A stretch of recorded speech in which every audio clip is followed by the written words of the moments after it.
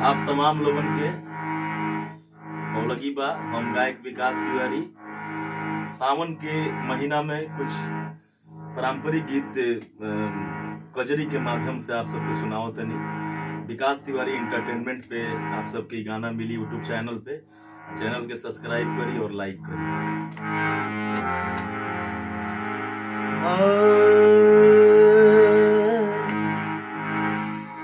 त सखी रे पहिरब ना हम साड़ी,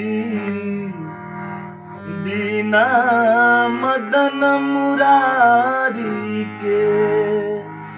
सखी रे पहिरब ना हम साड़ी, बिना मदन मुरारी के।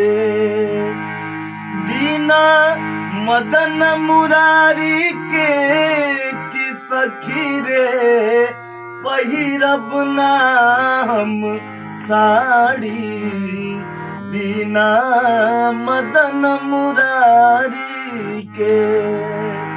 राधिका जी कहतड़ी जब भगवान श्री कृष्ण गोकुल के छोड़ के मथुरा खातिर प्रस्थान कैले बनी, ओ समय गायकी कहले बनी वहां के कि ना झूलब हम कदम पे झूला, करब ना जमू नाजी में कूला।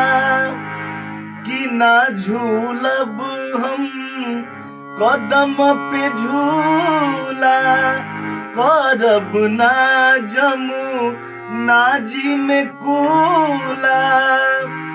सेहुड़ भैली कदमवा के डाढ़ी, सेहुड़ भैली कदमवा के डाढ़ी। सखी रे पहिरब ना हम साड़ी, बिना मदन मुरारी के। है सखी रे पहिरब ना हम साड़ी, बिना मदन मुरारी के।